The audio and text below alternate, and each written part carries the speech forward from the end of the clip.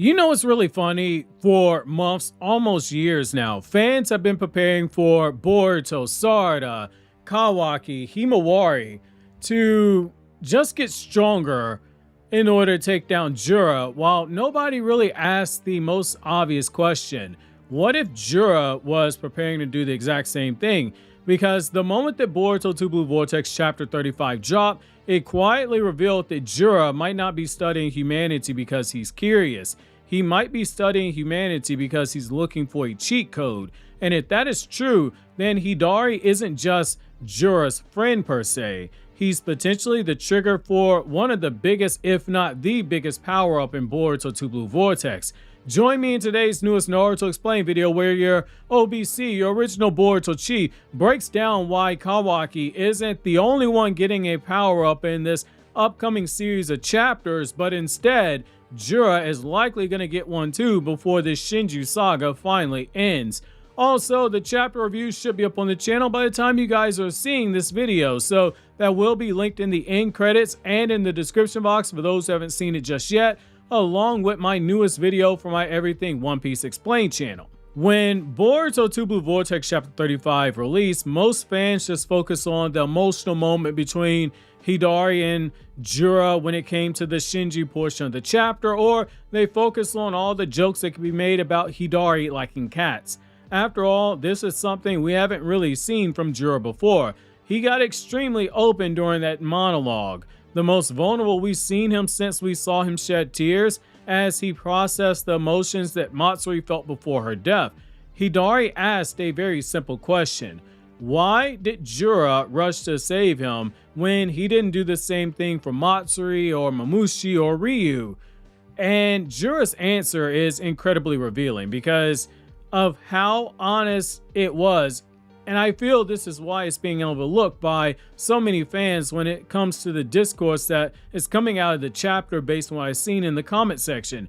Jura's words were very important if you think about the lore from Naruto's manga that Boruto keeps bringing back into the spotlight. He explains that he imagined a world where Hidari no longer existed, that the thought made him sad. He didn't want to exist in a world where Hidari didn't exist. He doesn't go much deeper onto why Hidari being gone made him feel that way. Somewhere, Jura and Hidari, being the new Kakashi and Iruka, or Itachi and Kisame, those shipping battles are definitely going to be taking place, which if you're a super OG fan from Naruto, you remember that those are popular pairings back in the day. However, Jura's words, while they were brisk, they told us everything important. The sadness caused him to act. Now, on a surface level, it looks like this is just merely for character development, a slow nudge from what we saw previously. Jura is learning emotions, he's becoming more human, he's bonding with Hidari. None of those takes are wrong, they're actually quite true.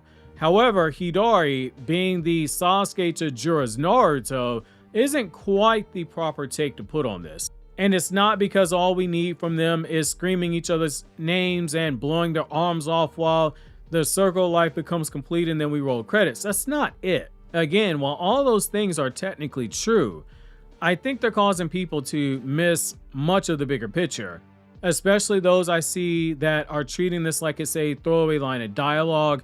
Ikimoto put a lot of emphasis on this, devoted several pages to this conversation. There's a reason for it. Because Jura didn't just randomly wake up one day and decide, I want a best friend. Hidari, you're my best friend now.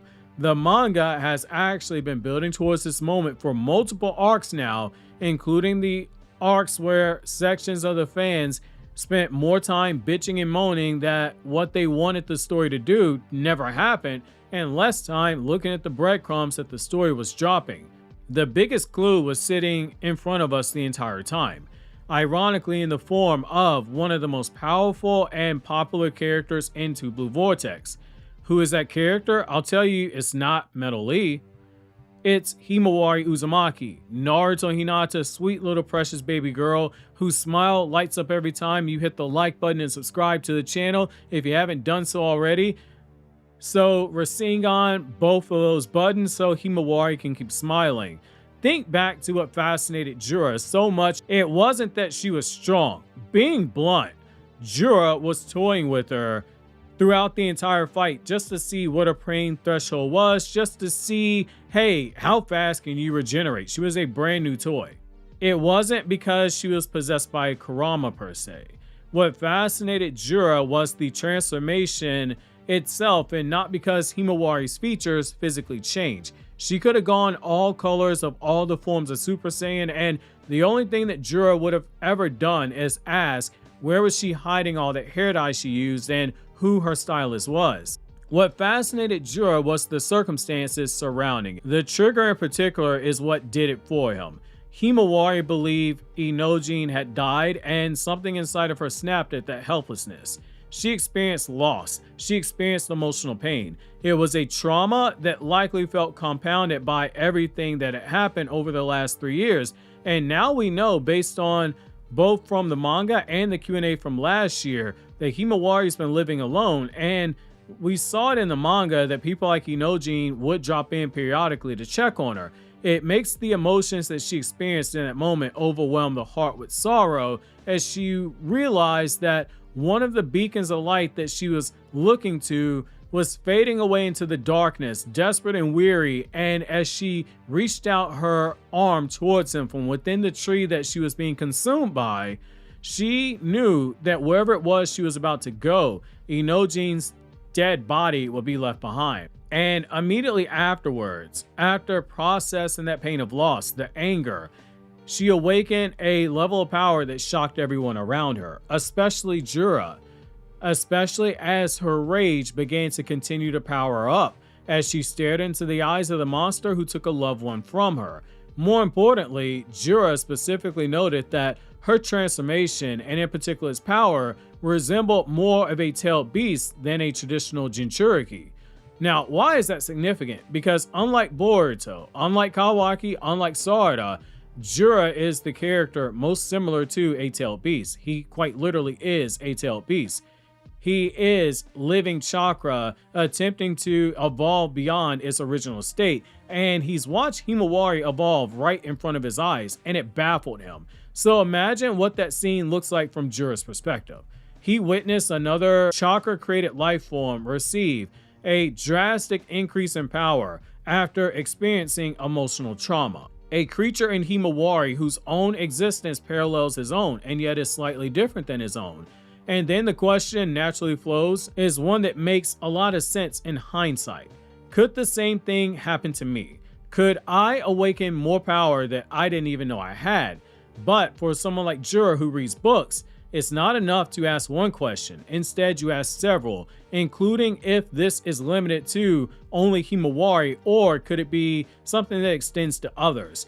Ikimoto laid the webbing down, and the spider known as the narrative began to slowly walk across it over the next couple of arcs. So slowly that a lot of people overlooked it, because immediately afterwards the manga began showing Jura observing humanity from a different angle, which is why I have spent the last year and a half repeatedly reminding anybody that watches the videos, love is a central part of Naruto. Boruto as a story is bringing that back to the forefront.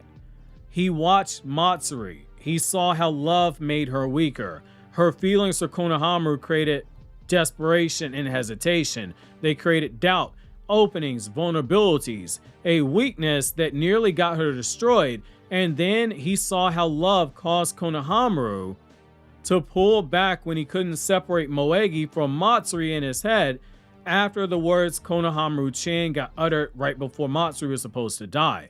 The whole thing filled Jura with so much emotion the guy literally cried. And back at the time I said it, the fact that someone like Jura can shed a tear under these circumstances should be the biggest red flag that you take away from this arc. That is like someone like Madara asking you, do you want to dance? And you don't know that by dance, he means a fight to the death. Then he watched Sarada. And Sarada's situation is the exact opposite. Love doesn't weaken her, it strengthens her. Her inability to save Yodo, her fear of losing people, and how her failure to save others will limit her potential as Hokage.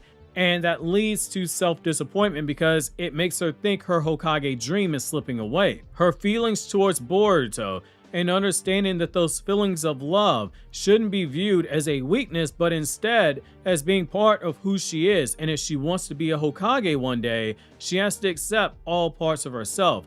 All of that culminates in Sarada awakening an even greater power. Two completely different people, two completely different outcomes, but the same root cause: emotion, love, attachment, connection, or as Naruto likes to call it, bonds.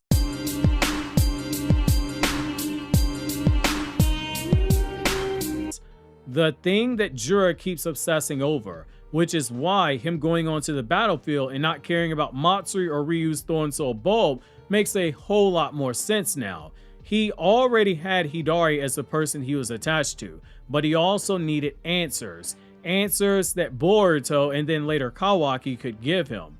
Suddenly, his questions to Boruto and Kawaki make more sense when you process all this information.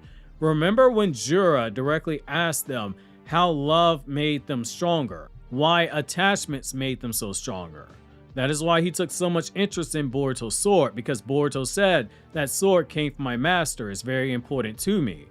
At the time, most readers interpreted that as curiosity, and the TikTok attention spans took it as, "Oh my god, more love conversations. What does this have to do with anything? Why does this matter? I miss when the story is about ninjas," except ironically, this was a concept that came from the part of the story that was the closest about when the story was solely about ninjas, because Naruto Part 1 establishes love and bonds that one person has. They can make a shinobi stronger, and they can pull out their full power that otherwise they wouldn't be able to tap into on their own consciously. In Jura, we saw a monster attempting to understand humanity, and that was a really big deal. But that was only half the story. Jura wasn't asking because he just wanted to understand humans. Jura was asking because he wanted to understand power and how the connections he saw were used in order to exploit it for himself. Because from Jura's perspective, the evidence is everywhere. He probably read in a book somewhere that Naruto became stronger through his bonds, and Sasuke became stronger when those bonds were taken from him. Love and hate are two sides of the same coin. Sarada became stronger through her bonds. Himawari became stronger through her bonds. Kawaki became stronger out of his desire to protect Naruto, which that too is a bond. All of those bonds are rooted and tied up in love.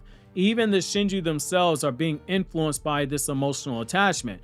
But what Jura saw with the Shinju is that that emotion could lead to them being destroyed if they don't understand love. But he, by his own words, knows that love can make them stronger. It's something that anyone watching this video who has been fortunate enough to know love can tell you. When you feel a love that deep, it can cause you to want to be better for someone. Either to walk beside them or in front of them or just be in their presence. But it can also break you because you're giving the person the power to destroy you. Again and again and again and again. The pattern keeps appearing.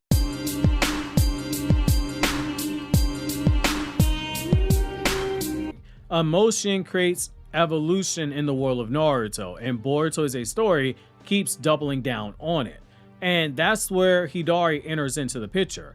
Because unlike Matsuri, Ryu, or Mamushi, Hidari wasn't someone that was just a random Shinju. He was someone that Jura personally attached himself to.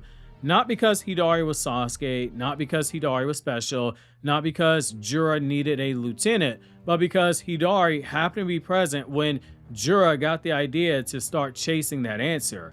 Hidari became an experiment, a variable. That relationship, the emotional investment, the proof of concept, it's all right there. And now the manga is quietly setting the stage for that next step. Loss. He's openly said losing Hidari would affect him emotionally, and that, my friends, is dangerous. It's a Pandora's box that you don't want to open, but you're going to have to open in order to save Sasuke. Because let's be honest, everything about this current storyline feels like it is building towards Hidari's defeat.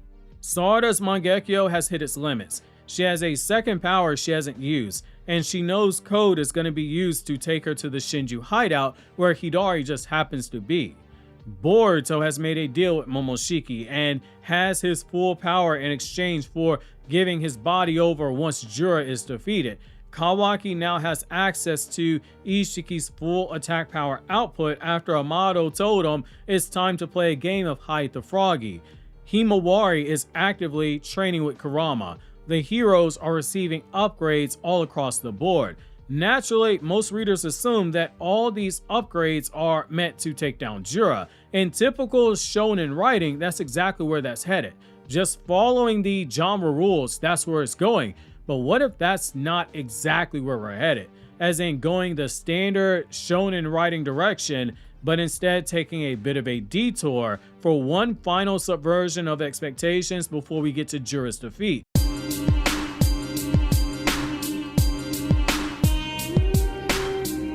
What if the manga is actually preparing the heroes for the version of Jura that comes after Hidari dies? Because if Jura truly believes emotional attachment can produce evolution, then Hidari's death could become a tragedy. It could be a catalyst. The exact same catalyst that we've seen create power-ups for Naruto as a franchise for over 20 years now.